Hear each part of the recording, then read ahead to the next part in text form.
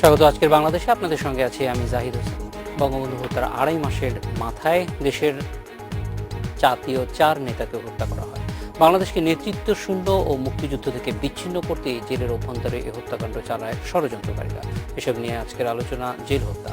কথা বলতে আমাদের সঙ্গে স্টুডিওতে আছেন খাদ্যমন্ত্রী অ্যাডভোকেট কামরুল ইসলাম এবং জগন্নাথ বিশ্ববিদ্যালয়ের উপাচার্য ডক্টর মিজানুর রহমান। স্বাগত আপনাদের অ্যাডভোকেট কামরুল ইসলাম। আমরা জানি যে শুধুমাত্র রাজনৈতিক কারণে না, একদম পেশাগত কারণেও জেল হত্যা মামলা নিয়ে আপনি ছিলেন এবং এটার স্পেশাল প্রসিকিউটর ছিলেন। আমরা একটু দুই দিক থেকেই আপনার কাছ থেকে জানতে চাইব। একটা হচ্ছে যে এই মামলাটি এখনও আমরা জানি যে পূর্ণাঙ্গ বিচার শেষ হয়নি, সেগুলি নিয়েও আপনার কাছ থেকে জানতে চাইব। কিন্তু প্রথমে একটু যেই বিষয়টি আজকে প্রধানমন্ত্রীও বললেন যে আসলে মূল লক্ষ্যটা হয়তো ব্যক্তি ছিল না, মূল লক্ষ্যটা ছিল আদর্শ মুক্তিযুদ্ধ। সেই জিনিসটা আসলে কিভাবে ৭৫-এর ১৫ই আগস্ট থেকে শুরু করে ৩ নভেম্বর হয়ে পুরো সময়টা আসলে আমাদেরকে আক্রান্ত করেছিল? আসলে মূল বিষয়টা ছিল আদর্শ, মূল বিষয়টা ছিল মুক্তিযুদ্ধ, যেটা প্রধানমন্ত্রী বলেছেন আজকে। ৭১-এর ঘাতকরা, আমি সবসময় এই কথাটা বলে থাকি, ৭১-এর ঘাতকরা তাদের পরাজয়ের প্রতিশোধ নেওয়ার জন্যে জাতির জনক বঙ্গবন্ধুকে হত্যা করেছিল। এটা তাদের জিজ্ঞাসা।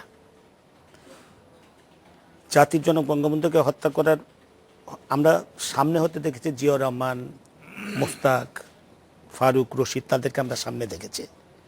কিন্তু নেপথ্যের মূল পরিকল্পনাকারী বলেন, যাই বলেন, তারা ছিল ৭১-এর ঘাতকদের, তাদের জিজ্ঞাসা। পৃথিবীর বহু রাষ্ট্রনায়ককে হত্যা করা হয়েছে। চিলির আলেন্দে বলেন, মার্কিন যুক্তরাষ্ট্রের George Abraham Lincoln, Kennedy, Martin Luther king, মানবতাবিরোধী নেতা। ভারতের দিকে যদি তাকাই, মহাত্মা গান্ধী, ইন্দিরা গান্ধী, রাজীব গান্ধী, পাকিস্তানের লিয়াকত আলী খান, বহু রাষ্ট্রনায়ককে হত্যা করেছে। কিন্তু বঙ্গবন্ধুকে যেভাবে নৃশংসতভাবে হত্যা করা হয়েছে, যেভাবে শিশুপুত্র রাসেল সহ হত্যা করেছে, এটা স্রেফ হত্যাকাণ্ড বলতে পারবেন। এটা একটা জিজ্ঞাসা। একটি পরিবারকে শেষ করে দেওয়ার, একটি আদর্শকে শেষ করে দেওয়ার জন্য, বাংলাদেশটাকে একেবারে পঙ্গু করে দেওয়ার জন্যে, ২ কন্যা তার বাইরে ছিলেন বলে বেঁচে গেছেন, পঙ্গু করে দেওয়ার জন্য এই হত্যাকাণ্ড, বঙ্গবন্ধুর হত্যাকাণ্ড। এবং পরবর্তী তারই ধারাবাহিকতায় ২.৫ মাস পরে কিন্তু জেলখানার জাতীয় ৪ নেতাকে হত্যা করা হয়। ওই একই ধারাবাহিকতা, একই গোষ্ঠী। আইএসআই তাদের প্রেসক্রিপশন অনুযায়ী যে কাজটা ১৫ই আগস্ট, যেটা কাজটা হয়েছে, দেখলেন যে ১৫ই আগস্ট হত্যাকাণ্ডের সাথে সাথে প্রথমেই পাকিস্তানের স্বীকৃতি। পাকিস্তানের দূতাবাস সেদিন এবং আরও একটি দেশের দূতাবাস সেদিন সারা রাত্র কাজ করেছে। আমরা তখন যারা ছিল তারা জানে যে সারা রাত্র তারা সেই সমস্ত দূতাবাস করেছিল, পাকিস্তানের দূতাবাস ও আরেকটি দেশের দূতাবাস। এবং এরপরে পাকিস্তানের সাথে সাথে স্বীকৃতি এবং পরবর্তী এই ধারাবাহিকতাতে কিন্তু জেলখানায় জাতীয় ৪ নেতাকে হত্যা করা, মুক্তিযুদ্ধের নেতৃত্ব যারা দিয়েছে বঙ্গবন্ধুর অবর্তমানে, তাদেরকে হত্যা করার মধ্য দিয়ে মুক্তিযুদ্ধের নেতাদের শেষ করে দেয়, নিঃশেষ করে দেয়, মুক্তিযুদ্ধের চিহ্ন মুছে ফেলা। তাদের ওই হত্যাকারীদের, খুনিদের ধারণা ছিল যে পরবর্তীতে এরা নেতৃত্ব দিতে পারে, আওয়ামী লীগের নেতৃত্ব দিতে পারে, মুক্তিযুদ্ধের নেতৃত্বাধিকারী সংগঠন আওয়ামী লীগের নেতৃত্ব দিতে পারে, বাংলাদেশের নেতৃত্ব দিতে পারে। এদের তার জন্য এদেরকে হত্যা করা হয়েছে। এবং আপনি লক্ষ্য করে দেখবেন যে বঙ্গবন্ধুকে হত্যা করেই তারা ক্ষান্ত হয় নাই, ইনডেমনিটি অর্ডার জারি করে বিচারের পথ পর্যন্ত রুদ্ধ করা হয়েছিল। আমরা দীর্ঘদিন পর্যন্ত আমরা বিচার করতে পাইনি। ২১ বছর পর আমরা বিচার করেছি। এই বিচারটা করতে ২১ বছর সময় লেগেছে। জাতির জনক বঙ্গবন্ধুর কন্যা 1960 যখন ক্ষমতায় আসলেন, তখন আমরা নিম্ন আদালতের বিচারটা শেষ করতে পেরেছি। আপনি তখন সাংবাদিক হিসাবে রেগুলার কভার করেছেন জেলা ওইখানে। আমিও তখন ঢাকার পাবলিক প্রসিকিউটর হিসেবে বঙ্গবন্ধু হত্যা মামলার মরহুম সিরাজুল হক সাহেব, জয়েন্ট লয়ার, যিনি চিফ প্রসিকিউটর ছিলেন, তার সাথে একজন নগণ্য আইনজীবী হিসেবে কাজ করার সুযোগ আমার হয়েছে। দেখেছেন যে এই বিচারটা দীর্ঘদিন পর নিম্ন আদালতে বিচার শেষ করার পরেও কিন্তু উচ্চ আদালতের বিচার আমরা শেষ করতে পারিনি। তখন বারবার আদালতে বিব্রত বোধ হওয়া, বিভিন্ন কারণে কিন্তু দীর্ঘদিন পর্যন্ত সেই বিচারটা টিকেছিল। পরে আবার ২০০০ আবার যখন আমরা ২০০৮ সাল নির্বাচনের রাষ্ট্রীয় ক্ষমতায় আসার পর এই বিচারটা আমরা উচ্চ আদালতের বিচারটা আমরা সম্পন্ন করতে কামরুল ইসলাম, পেরেছি। আপনার কাছে এই বিষয়গুলি নিয়ে আমি আমি আরেকবার আরেকটা আসবো। কথা শেষ করি, আমি এই কথাটা শেষ করি। জেল হত্যা মামলার ঘটনা আপনি দেখেছেন, আমরা কিন্তু আমাদের প্রথম ছিল বঙ্গবন্ধু হত্যা মামলা, যেটা আমরা নিম্ন আদালতে শেষ করতে পেরেছি। শেষ করার পর আমরা জেল হত্যা মামলা শুরু করলাম। আমি সেখানে স্পেশাল প্রসিকিউটর ছিলেন আনিসুল হক সাহেব, বর্তমান আইনমন্ত্রী, অ্যাডভোকেট সাহারা খাতুন, মোশাররফ হোসেন কাজন এবং আমরা চারজন স্পেশাল প্রসিকিউটর ছিলাম। আমরা সেই বিচারটা শুরু করেছি, কয়েকজন সাক্ষী মাত্র আমরা শুরু করতে পেরেছিলাম, 3 জন কি 4 জন সাক্ষী মানে মাত্র হয়েছিল। In the meantime BNP রাষ্ট্রীয় ক্ষমতায় আসে, জোট, বিএনপি জামাত জোট রাষ্ট্রীয় ক্ষমতায় আসার পর আপনি তখন কভার করেছেন, আপনি দেখেছেন সম্পূর্ণ পট পরিবর্তন হয়ে গেল। আমরা তখন স্পেশাল পিপি হিসেবে আমাদের দায়িত্ব পালন করতে পারলাম না। আমাদেরকে তারা স্পেশাল হিসেবে কন্টিনিউ করার জন্য তারা কিন্তু পারমিশন দিয়েছে। বিএনপির জোট সরকার ক্ষমতায় আসার পরও আমাদেরকে স্পেশাল পিপি হিসেবে কন্টিনিউ করার জন্য তারাই পারমিশন দিয়েছে। এই সরকারি মওদুদ সাহেব যখন আইনমন্ত্রী, তিনি অনুমোদন দিয়েছেন। অনুমোদন দেওয়ার পরে কিন্তু আমাদের কাজ করতে বাধার সৃষ্টি করা হয়েছে, প্রবলভাবে বাধার সৃষ্টি করেছে। আপনি লক্ষ্য করেছেন যে এই বিএনপি জোট সরকার ক্ষমতায় আসার এই 2-3 মাসের মাথায় ওবায়দুর রহমান, মরহুম ওবায়দুর রহমান সাহেব, শাহ মোয়াজ্জেম হোসেন সাহেবের জামিন হয়ে গেল। এবং ওবায়দুর রহমান, আপনি এটাও লক্ষ্য করেছেন, তখন ওবায়দুর রহমান আদালতের কাঠগড়ায় দাঁড়িয়ে সাংবাদিকদের সাথে কথা বলেছে, সাংবাদিকের কাছে ইন্টারভিউ দিয়েছে। কি আস্ফালন! যার ফলশ্রুতিতে আমরা 4 জন এই স্পেশাল পিপি থেকে রিজাইন দিতে বাধ্য হয়েছে। যখন দেখলাম যে এই মামলা আমরা করতে পারছি না, আমাদের পদে পদে বাধা, আমাদেরকে নথি আর্টশুটে দেওয়া হয় না, ওই বিএনপির জামাত জোট সরকারের পিপি দায়িত্ব পালন করছে, আমরা একেবারে মানে কলের পুতুলের মতো আমাদেরকে কাজ করতে হচ্ছে, তখন বাধ্য হয়ে আমাদেরকে রিজাইন দিতে হয়েছে। রিজাইন দেওয়ার পর যা হওয়ার তাই হলো। এই মামলার মূল পরিকল্পনাকারী যারা, তাদেরকে ছেড়ে 15 জনকে সাজা দেওয়া হয়েছে, যদিও 3 জনের ফাঁসির দণ্ড হয়েছে নিম্ন জজ কোর্টে, আর 12 জনের যাবজ্জীবন কারাদণ্ড হয়েছে। কিন্তু মূল পরিকল্পনাকারী যারা, যেই ওবায়দুর রহমান, শাহ মোয়াজ্জেম হোসেন এই জেলখানায় জাতীয় 4 নেতাকে বারবার করে মোস্তাকের দুতিয়ালি করে, মোস্তাকের দূত হিসেবে দুতিয়ালি করেছে, তাদেরকে মোস্তাকের পক্ষে নেওয়ার জন্য বারবার তাদেরকে চেষ্টা করেছে। ব্যর্থ হওয়ার পর ওবায়দুর রহমান, মোয়াজ্জেম হোসেন, শাহ মোয়াজ্জেম হোসেন তাদেরকে হুমকি দিয়েছে যে তোমাদের পরিণতিও কিন্তু 15ই আগস্টের বঙ্গবন্ধুর শেখ মুজিবের যে পরিণতি হয়েছে, তোমাদের পরিণতি কিন্তু তেমন হবে। এই হুমকি পর্যন্ত দিয়েছে। এই তদন্তে এসেছে, তাদেরকে হাইকোর্ট থেকে জামিন দিয়ে এবং তাদেরকে ছেড়ে দেওয়া হলো। এই নূর ইসলাম মঞ্জুর, শাহ মোয়াজ্জেম হোসেন, তাহেরউদ্দিন ঠাকুর, ওবায়দুর রহমান সাক্ষী এসেছে, তারা কি কাজ, কিরকম ব্যবহার করেছে জাতীয় 4 নেতার সাথে, তাদেরকে ছেড়ে দেওয়া হলো। একজন আসামিকে জামিনের পরে আবার চাকরিতে পুনর্বহাল করে, আবার রাষ্ট্র কোথায় জানি নিয়োগ দেওয়া হলো, মিয়ানমারে না, খায়রুজ্জামান মনে হয় আর্মির পার্সোনাল। এই হচ্ছে অবস্থা। মানে যেই ধারাবাহিকতা, জিয়াউর রহমানের উৎস যেখানে, জিয়াউর রহমান যাদের ক্রীড়ক হিসাবে জাতির জনক বঙ্গবন্ধুর হত্যাকাণ্ডের নেপথ্য নায়ক হিসেবে ভূমিকা পালন করেছে, যাদের ক্রীড়ক, যেই আইএসের প্রেসক্রিপশনে যে জিয়াউর রহমান যেভাবে বঙ্গবন্ধুর হত্যাকাণ্ডের সাথে জড়িত হয়ে পড়েছিল এবং যে কাজগুলো করেছে, যেইভাবে জিয়াউর রহমান বিএনপি নামক দলটির জন্ম দিয়েছে, সেই একই ধারাবাহিকতায় কিন্তু জিয়াউর রহমানের পরবর্তীতে বেগম খালেদা জিয়া বা তারপর সেইভাবেই কিন্তু তারা চলেছে। আমরা সেই ওই বিষয়গুলিকে একটু বিস্তারিত অবশ্যই আসবো, কারণ আমরা নিজেরাও দেখেছি যে জেল হত্যা মামলার বিচারের প্রক্রিয়াটা। আপনার কাছে ফিরে আসবো একটু, আমরা একটু মিজানুর রহমান স্যারের কাছে যাব যে স্যার, আমরা একটা পার্সপেক্টিভের দিক থেকে দেখছিলাম যে হত্যাকাণ্ডের পরবর্তীতে কি অবস্থা হলো, কিন্তু যদি আমরা ওই সময়টাই দেখি যে 75-এর 15ই আগস্ট এবং তারপরে 3 নভেম্বরে যে হত্যাকাণ্ডগুলি হলো, এগুলি আসলে একই সুতোয় গাঁথা হিসেবেই আমরা পাচ্ছি। এই যে যেটি বলা হচ্ছে যে নেতৃত্ব শূন্য করা, সেইটির আসলে উদ্দেশ্য একটা ছিল, কিন্তু সেইটি থেকে আমরা বের হয়ে আসতে পেরেছি, সেইটাও একটা বড় দিক। সেই দিকটাও আপনার কাছ থেকে জানতে চাই যে এক ধরনের স্ট্রেংথ, কিন্তু হয়তো তাৎক্ষণিকভাবে সেটা সম্ভব হয়নি, কিন্তু সময় আমাদেরকে জানিয়ে দিচ্ছে যে সেই জিনিসটি সফল হয় না। ধন্যবাদ। প্রথমে 3রা নভেম্বর যারা শহীদ হয়েছিলেন, জাতীয় 4 নেতার প্রতি শ্রদ্ধা জানাচ্ছি। আসলে 15ই আগস্ট তেসরা নভেম্বর এবং 7ই নভেম্বর। একটা মানে কাজের 3টা স্টেপ, অর্থাৎ বড় কাজটা ওরা করে 15ই আগস্ট, আর এর পরবর্তী পর্যায়ে ফিনিশিং টাস্ক যেটা 15ই আগস্ট জাতির জনককে হত্যার মধ্য দিয়ে স্বাধীনতা বিরোধী যারা মুক্তিযুদ্ধ বিরোধী সেই শক্তিটা ক্ষমতায় অধিষ্ঠিত হয়। কিন্তু আমরা যেটা বলি পাকিস্তান কায়ামটা হয় কিন্তু 3রা নভেম্বর জাতীয় 4 নেতাকে হত্যার পরে আরো 3 দিন 4 দিন পরে 7ই নভেম্বর। ওই দিনেই প্রথম পাকিস্তান জিন্দাবাদ স্লোগানও দেয়া হয়। আপনি সর্দার ফজলুল করিম স্যারের লেখা বইয়ের মধ্যে আছে, উনি জানলা দিয়ে দেখছেন পাকিস্তান ট্যাঙ্কের মধ্যে দাঁড়িয়ে দাঁড়িয়ে পাকিস্তান জিন্দাবাদ স্লোগান দেয়া হচ্ছে, তো আব্বাই 4 তারা পতাকা চাই, এই সকল স্লোগানগুলো দিয়ে, অর্থাৎ এটাকে একেবারে পূর্ব পাকিস্তান রূপান্তর করার।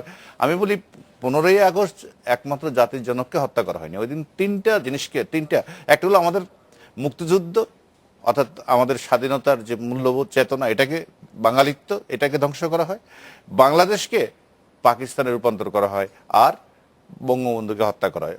আর একই ধারাবাহিকতায় আমাদের জাতীয় নেতৃত্ব শূন্য করা। এটা আমার একটা বলে রাখি, এই জেল হত্যার ঘটনাটা কিন্তু আকস্মিকভাবে ঘটে নাই। বঙ্গভবনে তদন্তের বঙ্গভবনে প্রতিনিয়ত যারা ওখানে ছিল তাদের থেকে এটা জানা যায় 2 মাস 2.5 মাস ধরে জিনিসটা এরকমই ছিল, যে যখনই সময় হবে, কারণ ওই অন্তর্বর্তীকালীন 2.5 মাসে মানে কোনো শৃঙ্খলা নিয়ম কারণ কিছু না। যখন মেজর ডালিম সে রাষ্ট্রপতির যে সাদা গাড়িটা সে এটা দাবড়িয়ে বেড়াতো, প্রেসিডেন্টের গাড়ি চালাইতো একজন মেজর। যখন পুরা শৃঙ্খলা যখন ভেঙে পড়ে, সামরিক অভ্যুত্থানের আশঙ্কা কিন্তু এই ওরাও খন্দকার মোস্তাক এবং তাদের বঙ্গভবনে যারা ছিল তারাও আশঙ্কা করতো, এবং এটার এই আরেকটা পাল্টা সামরিক অভ্যুত্থানের নেতৃত্ব কে দিবে এটা একদম স্পষ্টভাবে বলতো ওসমানী সাহেব ওর ভিতরে ছিল, যে হয় জিয়া দিবে নাহলে খালেদ মোশাররফ দিবে।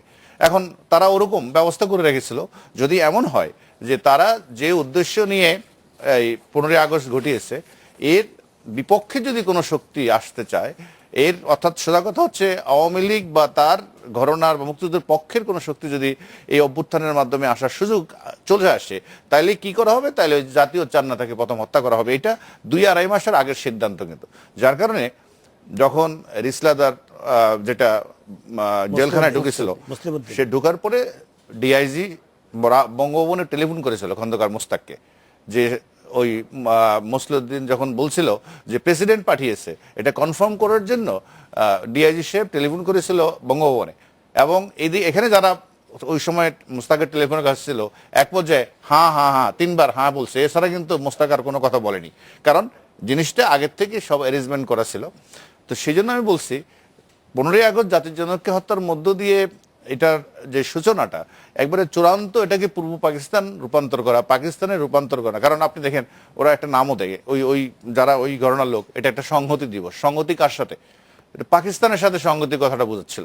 সংহতি এটা বলে রাখি, এই ঘটনাটাও আবার এই 15ই আগস্ট, 3রা নভেম্বর, 7ই নভেম্বর, এইটারও যদি আপনি একটু প্রেক্ষাপট যান অনেক পুরানো দিক থেকে, আমাদের এটা যে স্বাধীনতা পরবর্তী সময়ে অথবা 75-এ সেই ঘটনাটা ঘটছে তা না, এটা মুক্তিযুদ্ধ চলাকালীন সময়েও কিন্তু একই ধরনের চক্রান্ত ষড়যন্ত্র ছিল।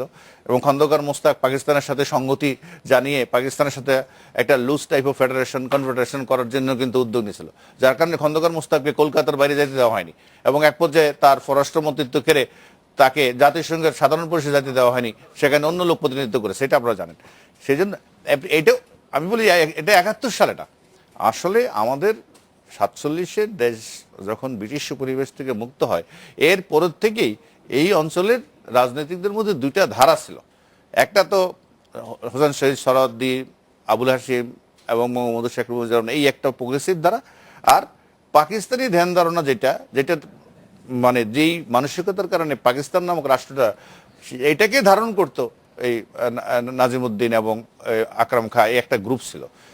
এইটা বিভাজনটা মুক্তিযুদ্ধের সময় এসে দেখা যায় তা না, বাঙালির যা কিছু প্রবর্তিশীল চিন্তা চেতনা ছিল, পয়লা বৈশাখের বিরোধিতা করা, রবীন্দ্রসঙ্গীতের বিরোধিতা করা, ইভেন ভাষা আন্দোলনে আমরা বাংলা ভাষাভাষী এই এলাকার লোক পাকিস্তানের রাষ্ট্রভাষা অন্যতম রাষ্ট্র হিসেবে বাংলা হবে, এটার বিরোধিতা কিন্তু বাঙালিরা করেছিল। 1948 সালের 8ই জুলাই লাহোরে পাকিস্তান কনস্টিটিউশন মিটিং হচ্ছে, 52 সালের আগের কথা বলছি, তখন পাকিস্তানের সমস্ত মুসলিম এমএলএরা সিদ্ধান্ত নিচ্ছে উর্দু হবে পাকিস্তানের রাষ্ট্রভাষা। এই অঞ্চলের যত এমএলএ ছিল একমাত্র কুমিল্লার ধীরেন্দ্রনাথ বাবু ছাড়া বাকি সবাই এটাকে সমর্থন করেছিল। অতএব এই জিনিসটা কিন্তু ইতিহাসের ধারাবাহিকতাই আছে। হঠাৎ করে হয়নি আমরা একটা ঘটনাটা। বিরতিতে যাব, ফিরে এসে একটু ইতিহাসের এই বিষয়গুলি এবং মামলার বিষয়গুলিও জানবো, কারণ যেটি বলছিলেন যে বঙ্গভবনের টেলিফোন, এই বিষয়গুলি সবই কিন্তু বিস্তারিত মামলায় এসেছে এবং সাক্ষী হ্যাঁ, যারা আমি এই ঘটনাগুলি মামলার ঘটে সাক্ষী থেকে বলছি এগুলো। এগুলিতে যারা সরাসরি সম্পৃক্ত ছিলেন তারা কিন্তু আদালতে এসে সাক্ষ্য সাক্ষী দিয়েছেন, দিয়েছে, সেটাও সাক্ষী আমরা একটু জানবো এটা বিরতির পর। আজকে বাংলাদেশে নিচ্ছে একটা বিরতির পর ফিরে এলাম আজকের বাংলাদেশে। অ্যাডভোকেট কামরুল ইসলাম, আমরা দেখেছি যে জেল হত্যার পরই কিন্তু ডিআইজি প্রিজন আব্দুল আউয়াল মামলা করেছিল, কিন্তু পরবর্তীতে ইনডেমনিটি অ্যাক্টের জন্য এই মামলার তদন্ত বিচার কোনো কিছুই হয়নি। ইনডেমনিটি অ্যাক্ট তো এক অর্থে আমার কাছে যেটা মনে হয় খুব সাধারণভাবে, যে যখন ইনডেমনিটি অ্যাক্ট করা হলো তারা আসলে এই অপরাধের সঙ্গে সম্পৃক্ততাই প্রকাশ করে, একাত্মতা প্রকাশ করে। কারণ যেখানে সরকারের দায়িত্ব ছিল বন্দি অবস্থায়, সরকারেরই দায়িত্ব, সেই সরকারে যেই থাকুক না কেন, সেইখানে বন্দি অবস্থায় যারা মারা গেল তাদের বিচার করা যাবে না, এইরকম এরকম নজির তো পৃথিবীতে নেই। সেইটি আসলে কিভাবে, এবং সেখান থেকে 21 বছর পরে আপনারা যখন ইনডেমনিটি অ্যাক্ট মুক্ত করা হলো এবং রিপিল করা হলো, তারপরে মামলাটি নতুন করে শুরু হলো, এই 21 বছরের কারণে মামলার কোনো ধরনের ক্ষতি হয়েছিল কিনা, বা সেটা রিপেয়ার করতে কতটুকু কষ্ট করতে পারে? ইনডেমনিটি অ্যাক্ট দিয়ে বঙ্গবন্ধু হত্যা মামলার বিচার, এই হত্যাকাণ্ডের ঘটনাগুলোর বিচার বন্ধ করা হয়েছে। এবং শুধু বিচার বন্ধ করে নেই, তাদেরকে বিদেশি দূতাবাসে চাকরি বন্ধ দিয়েছে খুনিদের। জেল হত্যার ঘটনার অব্যবহিত পরেই খুনিদের পালিয়ে যাওয়ার সুযোগ করে দিয়েছে মোস্তাক সরকার, জিয়াউর রহমান, এবং তাদেরকে বিদেশি দূতাবাসে চাকরি দিয়েছে। দীর্ঘদিন পর্যন্ত তারা বাংলাদেশে এবং এটার জন্য একটা স্পেশাল ফ্লাইট অপারেট করতে হয়েছে, একটা স্পেশাল ফ্লাইট অপারেট করতে হয়েছে। জেল হত্যার ঘটনার পরদিন 4 তারিখ কিন্তু লালবাগ থানায় মামলা করেন আউয়াল সাহেব, ডিআইজি আউয়াল সাহেব। এবং আপনাদের খেয়াল আছে নিশ্চয়ই, ওয়ান ম্যান একটা কমিটিও গঠন হয়েছিল, বিচার বিভাগের তদন্ত কমিটি হয়েছিল। আসানুদ্দিন, বিচারপতি আসানুদ্দিন চৌধুরী সাহেবের নেতৃত্বে একটা কমিটি হয়েছিল, একটা ওয়ান ম্যান কমিটি হয়েছিল বিচার বিভাগের তদন্তের জন্য, জেলখানার ঘটনার জন্য। সায়েম সাহেব সেই কমিটিটা করলেন, লোক দেখানো কমিটি। সেই কমিটির রিপোর্ট আজ পর্যন্ত কিন্তু আমরা আজ পর্যন্ত কেউ পরে তদন্ত হয়নি, এবং সেই কমিটিকে জেলখানার উপস্থলে যাওয়ার পর্যন্ত পারমিশন দেওয়া হয়নি। এমন একটা কমিটি করলেন বিচারপতি আসানুদ্দিন চৌধুরীকে নিয়ে দিয়ে, যেই কমিটি পরবর্তীতে জিয়াউর রহমানের ক্ষমতা থাকাকালীন জেলখানায় ঘটনাস্থলে যাওয়ার জন্য পারমিশন চেয়েছে, ঘটনাস্থল দেখার, সেইখানকার অবস্থা পর্যবেক্ষণ করার ঘটনাস্থল, সেই পারমিশন পর্যন্ত সেই কমিটিকে বিচারপতি আসানুদ্দিন সাহেবকে দেওয়া হয় নাই। এবং সেই মামলাটা একটা ডিপ ফ্রিজে ছিল দীর্ঘদিন পর্যন্ত। 21 বছর পরে যখন আমরা ইনডেমনিটি রিপিল করার পর আমরা যখন মামলাটা শুরু করলাম, স্বাভাবিকভাবে 21 বছর পর্যন্ত পরে একটা মামলা শুরু করতে গেলে যতটুকু ক্ষতি হওয়ার ততটুকু ক্ষতি হয়েছে। আমাদেরকে অনেক কষ্ট করে সাক্ষী, তখন আউয়াল সাহেবের, আমরা যখন 21 বছর পরে, তখন আউয়াল সাহেবের বয়স কত? আউয়াল সাহেবের বয়স তখন 80-র কাছাকাছি, প্রায় 75 থাকেন। হ্যাঁ, কক্সবাজারে থাকেন। এই হাবিবুল আউয়াল সাহেবের ফাদার, এখন ওনার ছেলে হচ্ছে এখন প্রতিরক্ষা সচিব, আউয়াল সাহেবের ছেলে। এই বৃদ্ধ মানুষটাকে দিয়ে আমাদেরকে তার সাথে স্মরণ শক্তি অনেকটা লোপ পেয়েছে। এরকমই তো হয়েছে বঙ্গবন্ধু হত্যা মামলার ক্ষেত্রে, এই সমস্ত মামলার ক্ষেত্রে একটা নজিরে দেখেন আউয়াল সাহেবের কথা। আমাদের ওই অনেকে সাক্ষী যারা তখন জেলখানায় ছিলেন, অনেকে হয়তো তারা মারা গেছেন, অনেকে যাদেরকে আমরা সাক্ষী আনতে পারতাম তাদের অনেকেই মারা গেছেন। জেলখানার ডাক্তারই তো 1-1 মনে হয় মারা গেছেন, যে সমস্ত ডাক্তাররা সাক্ষী ছিল, আর জেলার সাক্ষী ছিল। তা কাজেই আমাদের অনেক ক্ষতি হয়েছে অবশ্যই, এবং সেইগুলো আমাদেরকে যথেষ্ট কষ্ট করে মামলাটাকে একটা দাঁড় করাতে হয়েছে। এবং জেল হত্যা মামলা, আমি আবারও মামলাটার বিষয়টা বলি আপনাকে। আমরা বিএনপি ক্ষমতায় আসার পর আমরা দেখলাম টোটাল চিত্রটা বদলে গেল। তারা আমাদেরকে, আমরা এই মামলার স্পেশাল পাবলিক প্রসিকিউটর থেকে বেরিয়ে চলে আসলাম, এবং তারা নিজেদের মন মতে, এমনকি আমি জানি যে সমস্ত, আপনি তখন হয়তো গিয়েছেন বঙ্গভবনের যে সমস্ত সাক্ষী ছিল, আমার ঠিক নামটা এই মুহূর্তে স্মরণ হচ্ছে না, সে বঙ্গবন্ধুর যে সমস্ত সাক্ষী ছিল তাদেরকে পরবর্তী তারা আমার সাথে দেখা করেছে, এক একজনের সাথে আমার সাথে দেখা হয়েছে। তাদেরকে বলা হয়েছে যে তোমরা এই যে সমস্ত কথোপকথন তোমরা শুনেছ, উবাইদুর রহমান, তারপর শাহ মুয়াজ্জেম হোসেন, নুর ইসলাম মঞ্জুর, এদের নাম তোমরা বলতে পারবে না, এদেরকে নাম উচ্চারণ করতে দিন, সাক্ষীদের জবানবন্দিতে তাদের নাম বাদ দিয়ে গিয়েছে। অনেক ক্ষেত্রে আমরাও দেখেছি স্যার যে 161 এ আছে কিন্তু ডিপোজিশনে নাই। আপনারা লক্ষ্য করেছেন, ডেফিনেটলি লক্ষ্য করেছেন। তারপরে কিভাবে টুইস্ট করেছে, আমি কিন্তু কয়েকদিন তারপরে আমি কিন্তু কিছুদিন গিয়ে পর্যবেক্ষণ করেছি, তারপর দেখলাম যে না, এখানে তো আর থাকা যায় না, ডিপোজিশনে বলে না, 161 আছে, ডিপোজিশনে বলে না।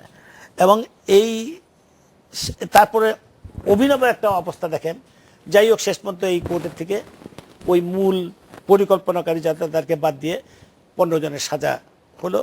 ওই মৃত্যুদণ্ড হলো কার, রিসালদার মুসলিউদ্দিন, তার সাথে যেই দুইজন ওই মারফত আলী আর হাশেম মৃধা এরা যে গেছিল, তাদের সাথে এই দুইজন, এই 3 জনের মৃত্যুদণ্ড, বাকিদের যাবজ্জীবন কারাদণ্ড হলো। আপিলের ডিভিশনে মামলাটা যাওয়ার পর আপিল ডিভিশনে কার কোর্টে গেল, নজরুল ইসলাম চৌধুরীর কোর্টে। নজরুল ইসলাম চৌধুরী, বিচারপতি নজরুল ইসলাম চৌধুরীকে এই কিছুদিন আগে আপনারা দেখেছেন অবসরকালীন সময়ে সুযোগ সুবিধা সব পাচ্ছেন, তখন একজন যুদ্ধাপরাধীদের মামলা করতে আদালতে গিয়ে আপিলের ডিভিশনে দাঁড়িয়েছিলেন যুদ্ধাপরাধীদের মামলা করতে। কার?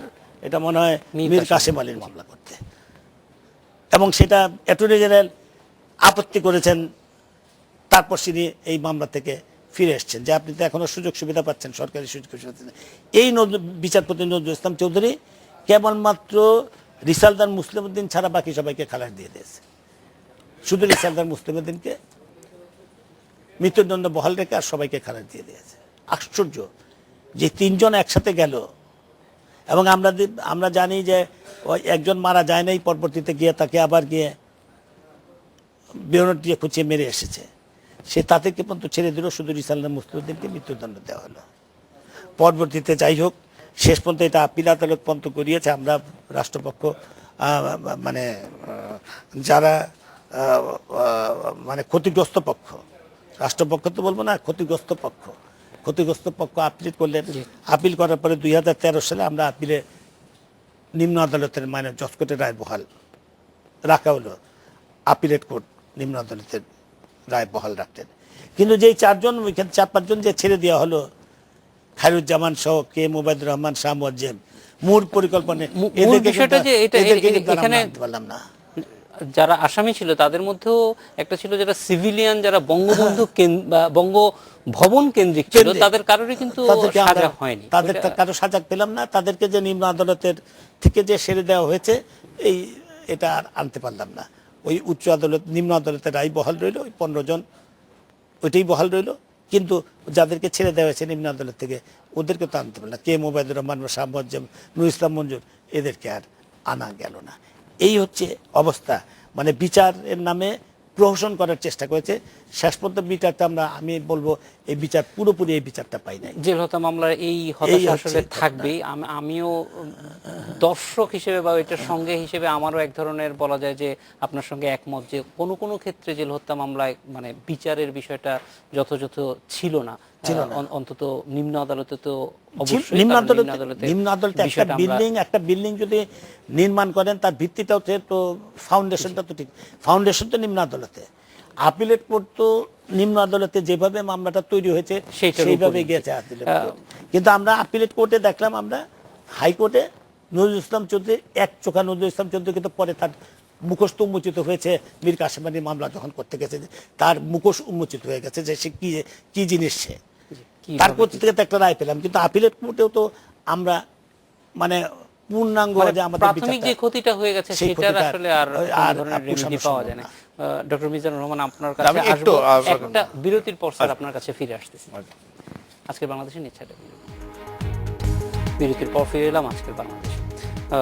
ডক্টর মিজানুর রহমান, না আমি একটু বলছিলাম, কামরুল ভাই তো রায়ের ব্যাপারে সবই বললেন, কিন্তু আমার কাছে একটা জিনিস ইন্টারেস্টিং, খুব হাস্যকর মনে হয়েছে। অর্থাৎ এর আগে কিন্তু এই রায়টা হওয়ার আগে বঙ্গবন্ধু হত্যার মামলার রায় হয়, ওই হত্যা মামলার রায়ে যাদের যাদের ফাঁসি হয়েছে শুধু তাদেরকে ফাঁসি দেওয়া হয়েছে, যাদেরকে যাবজ্জীবন দেওয়া হয়েছে তাদেরকে এখানে যাবজ্জীবন দেওয়া হয়েছে, যারা পলাতক অথবা সিভিলিয়ান যাদেরকে ওই মামলায় শাস্তি দেওয়া হয়নি এখানে তাদেরকে খালাস দেওয়া হয়েছে। ইন্টারেস্টিং, অর্থাৎ মানে এমনভাবে দেওয়া হয়েছে যাতে বঙ্গবন্ধু হত্যা মামলায় কে মুজিবুর রহমান শাহ মর্যাদা ছিল না না আমি বলছি আর কি, ওখানে শুধু তাহিরউদ্দিন ঠাকুর ছিল, সে কিন্তু খালাস পেয়েছে। ওখানে যারা যারা খালাস পেয়েছে এখানেও খালাস, ওখানে যারা ফাঁসি হয়েছে তাদের ফাঁসি, ওখানে যাদের যাবজ্জীবন হয়েছে তাদের যাবজ্জীবন। এটা তো ইন্টারেস্টিং। আমরা এটার এখন তো হয়তো ইয়ে চলছে যে পরবর্তী পর্যায়ে তো আরো সুযোগ হয়তো আসবে যে এইগুলোর আরো সুলসরা বিশ্লেষণ করে ভালো হয়তো একটা দিক নির্দেশনা ওখান থেকে পাওয়া যাবে। কিন্তু আমি যেটা বলছি, জাতীয় চার নেতার যে আত্মত্যাগ, এইটা এখনকার বর্তমান প্রেক্ষাপটে, আজকের প্রেক্ষাপটে ওইটাকে আমরা কিভাবে মূল্যায়ন করব। তো আমরা অনেক সময় রাজনৈতিক সংগঠন, রাজনৈতিক দলের নেতা কর্মীদের নেতৃত্বের প্রতি যে আনুগত্য, দলের প্রতি তাদের যে কমিটমেন্ট, এগুলো বিভিন্ন নেতার জীবন আদর্শ থেকে শেখার জন্য বলে থাকি। আপনি এইখানেই কামরুল ভাইয়ের কথা থেকে আসছে, এই মাঝখানে 2-3 মাস যাবত কিন্তু ওই তাহিরউদ্দিন ঠাকুররা বারবারই জেলখানার সাথে যোগাযোগ করছে যে এই খন্দকার মোস্তাকের সরকারের সাথে সহযোগিতা করার জন্য জাতীয় চার নেতাকে। কিন্তু জাতীয় চার নেতা কখনো আমাদের মুক্তিযুদ্ধ, বঙ্গবন্ধু বা আওয়ামী লীগের যে কমিটমেন্ট ছিল তার সাথে থেকে বিচ্যুত হয়নি এবং শেষ জীবন দিয়ে এটা প্রমাণ করছে। একই জিনিস কিন্তু আমরা দেখি আওয়ামী লীগের এই একটা লেগাসি, যেটা আপনি দেখেন 21শে আগস্টে, কিন্তু আমি বলবো যে এটা চতুর্থ পর্যায়ে। 21শে আগস্টে গ্রেনেড হামলা 2004 সালে যেটা করা হলো, যখন আগের পাকিস্তানিকরণের পুরো প্রক্রিয়াটা যখন আবার থমকে দাঁড়ালো, তখন সর্বশেষ যেটা করার চেষ্টা করলো 21শে আগস্ট। 21শে আগস্ট দেখেন মানে আওয়ামী লীগের নেতাকর্মীদের জন্য শিক্ষণীয়। ওই দিনও আবার কতগুলো নেতা কর্মী এই যে মানব বর্ম তৈরি করে কেনা বলা হয় নেত্রীকে বুলেটের গ্রেনেডের হাত থেকে রক্ষা করেছিল কামাল ভাইরা। তো আমি বলছি যে আওয়ামী লীগের নেতা, আজকের যে তরুণ নেতৃত্ব যারা আওয়ামী লীগ করে, ছাত্রলীগ করে, যুবলীগ করে, এই যে আত্মত্যাগ, জাতীয় চার নেতার ওই 3রা নভেম্বর জেলে আত্মহতি দেয়া, আদর্শের সাথে ন্যূনতম বিচ্যুত না হয়ে, একই জিনিস কিন্তু আমরা 21শে আগস্টে দেখেছি। অসংখ্য নেতাকর্মী যেভাবে মাননীয় প্রধানমন্ত্রী তদানীন্তন ইয়ের নেত্রীকে রক্ষা, বিরোধী দলের নেত্রীকে শেখ হাসিনাকে রক্ষা করার জন্য যেভাবে একটা ইয়ে তৈরি করেছিলেন, এটাও কিন্তু এই নেতৃত্বের প্রতি বা কমিটমেন্টের একটা একেবারে সর্বোচ্চ একটা ইয়ে কিন্তু উদাহরণ কিন্তু আমরা এটা দেখতে পাই। আমরা পরবর্তী অনেক কথাই আসে যে আজকে যখন আমাদের এই জঙ্গিবাদের কথা আসে অথবা রাজনৈতিক সহিংসতার কথা আসে, যে জিনিসগুলো আমরা 2014 সালে 15 সালে আবার পুনরাবৃত্তি দেখেছিলাম, যে একই সহিংসতা 71-এর মুক্তিযুদ্ধের সময় মানুষের বাড়িঘর পোড়া থেকে গাছ পোড়া, মানুষ মারা, লুণ্ঠন, অগ্নিসংযোগ, একই কাজ কিন্তু আমরা দেখি ওই তাদেরই পরম্পরা যারা, ওই যেটা আমি একটু এক জায়গায় এসে থেমে গেছিলাম, 52-এর ভাষা আন্দোলন থেকে শুরু করে একেবারে আমাদের বাঙালির যত অগ্রসরমান চিন্তা চেতনার যারা অসংখ্য যারা বিরোধিতা করেছে। যেমন আমরা অনেক সময় বলি না যে মুক্তিযুদ্ধের সময় সমগ্র জাতি আমরা ঐক্যবদ্ধ হয়েছিলাম, আসলে আমরা সমগ্র জাতি ঐক্যবদ্ধ হই নাই। প্রচুর লোক, 22 ভাগ লোক আওয়ামী লীগের বিপক্ষে ভোট দিয়েছিল, নৌকা মার্কার বিপক্ষে।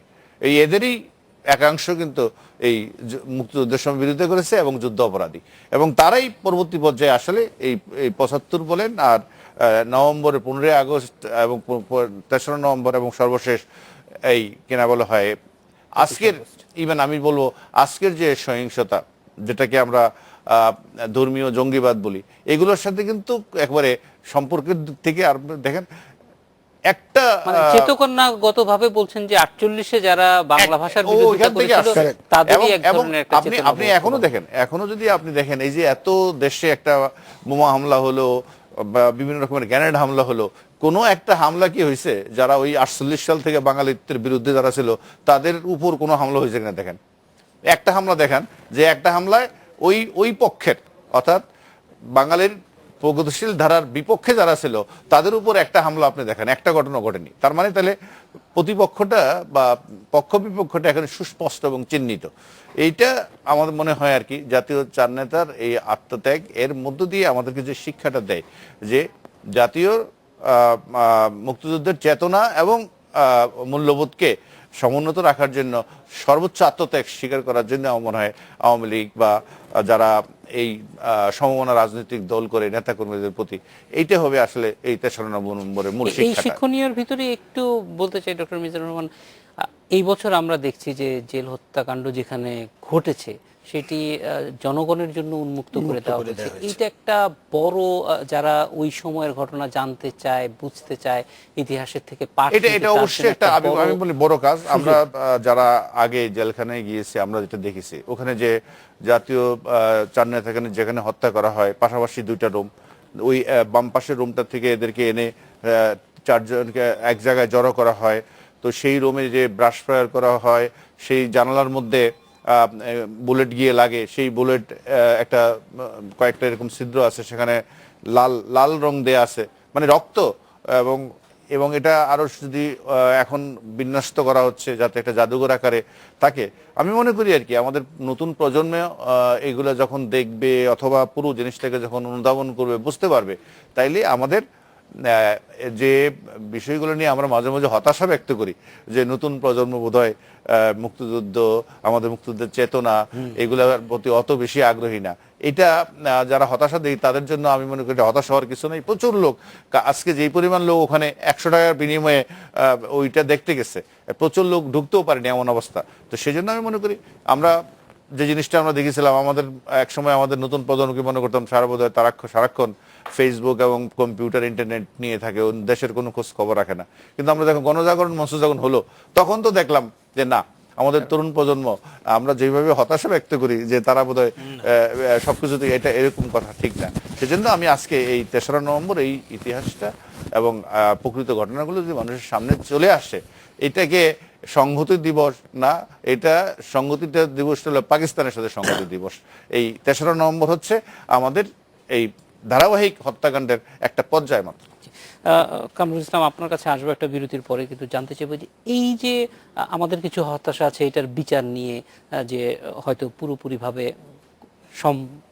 যেরকম হলে মানে প্রকৃত চিত্রটা আসতো, প্রকৃত অপরাধীরা আসতো, তারা অনেকেই হয়তো পার পেয়ে গেছে নানানভাবে, কিন্তু ইতিহাসের প্রয়োজনে আমাদের এই জিনিসগুলি জানার অনেক বেশি প্রয়োজন আছে এবং ইতিহাসের সত্যকে তুলে আনা একটা বড় দায়িত্ব আমাদের সামনে রয়ে গেছে। সেই জিনিসগুলি, সেই দায়িত্বটা আমরা কিভাবে পালন করতে পারবো, একটা বিরতির পর আপনার কাছে ফিরে আসছি।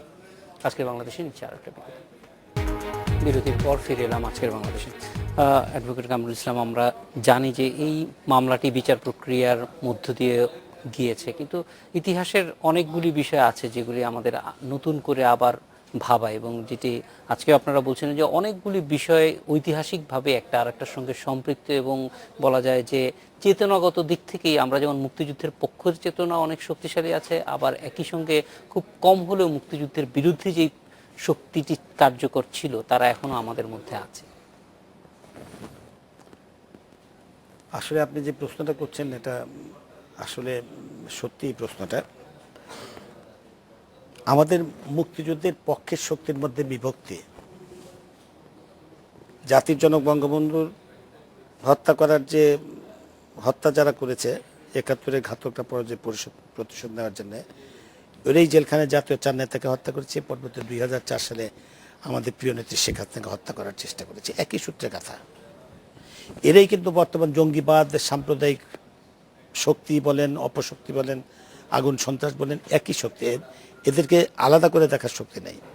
এবং এই সুযোগটা 15ই আগস্ট এই হামলাটা করতে পেরেছিল, এই জঘন্য হত্যাকাণ্ড সংগঠিত করতে পেরেছিলই তারা আমাদের মুক্তিযুদ্ধের পক্ষের শক্তির মধ্যে বিভক্তি। এবং এই বিভক্তিটা কিন্তু আমাদের মধ্যে বিভক্তি আছে, তাদের মধ্যে কিন্তু বিভাজন নাই, তারা কিন্তু ঐক্যবদ্ধ। একটা কথা আছে, প্রবাদ বাক্য আছে, বিজয়ের আনন্দ ক্ষণস্থায়ী, কিন্তু পরাজয়ের গ্লানি চিরস্থায়ী। 71-এ যে তারা পরাজয় বরণ করেছে, সেই পরাজয়ের গ্লানি থেকেই কিন্তু তারা এই দীর্ঘদিন পর্যন্ত তাদের সেই গ্লানি আর শেষ হচ্ছে না। ওই ইয়াহিয়া খান শেষ বক্তৃতায় যেটা বলেছিলেন, জাং জারি হয়েগা, যুদ্ধ চলতেই থাকবে।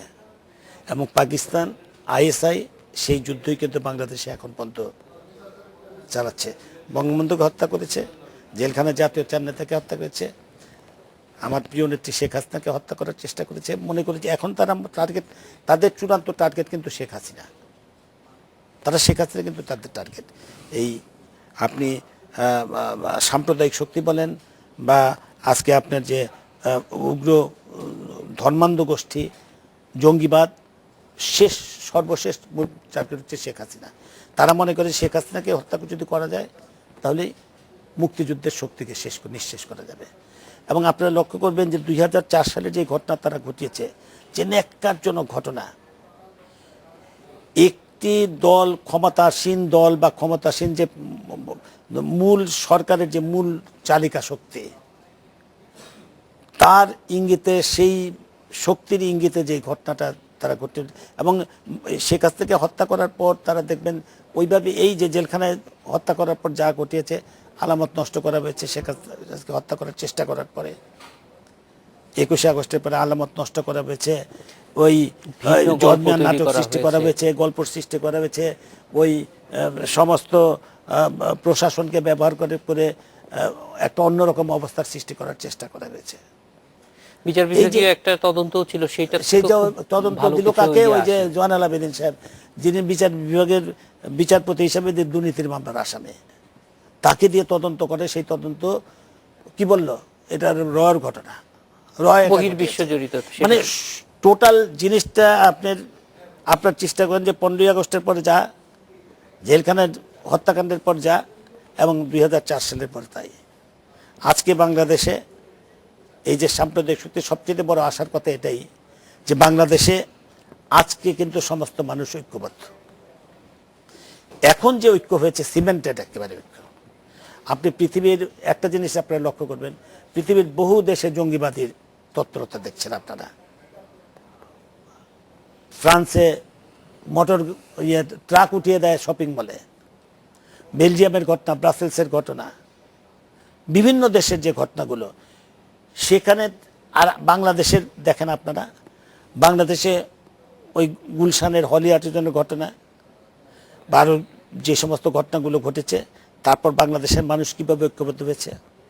জঙ্গিবাদ আমরা শেষ করতে পারি নাই, কিন্তু জঙ্গিবাদকে দমন করার ব্যাপারে যে শেখ হাসিনার সরকারের যে সফলতা, আমাদের আইন শৃঙ্খলা রক্ষাকারী বাহিনীর যে সফলতা, এবং মানুষের যে ঐক্য, মানুষের মধ্যে একটা যেই ঐক্য, সারা দেশের মানুষের ভিতরে বিরোধী মনোভাব, এই ঐক্য যদি 15ই আগস্টের পরে যদি এই ঐক্যটা, বা তখন যদি সেই ঐক্যটা থাকতো, 75-এর পূর্বক্ষণে যদি এই ঐক্যটা থাকতো, আমি বিস্তারিত বলতে চাই না, 72 থেকে 75 পর্যন্ত আমরা আজকে যে ঐক্যটা, এই 75-এর আগে যেইভাবে ঈদের জামাতে পর্যন্ত আমাদেরকে এমপিদের হত্যা করা হয়েছে, যেভাবে একটা ত্রাসের রাজত্ব সৃষ্টি করা হয়েছিল 74-এর পর থেকে বাংলাদেশে, কৃত্রিম দুর্ভিক্ষ সৃষ্টি করে বাংলাদেশে ত্রাসের রাজত্ব সৃষ্টি করা হয়েছিল 75-এর দিকে, তখন যদি আমাদের আজকের মতো কিন্তু ঐক্যটা ছিল না।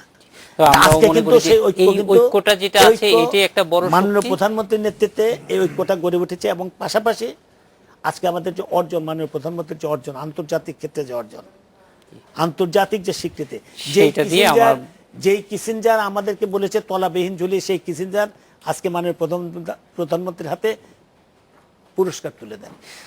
এই কামরুল ইসলাম, অনেক ধন্যবাদ আমাদের সঙ্গে যোগ দেওয়ার জন্য। ঐক্যই আমাদেরকে।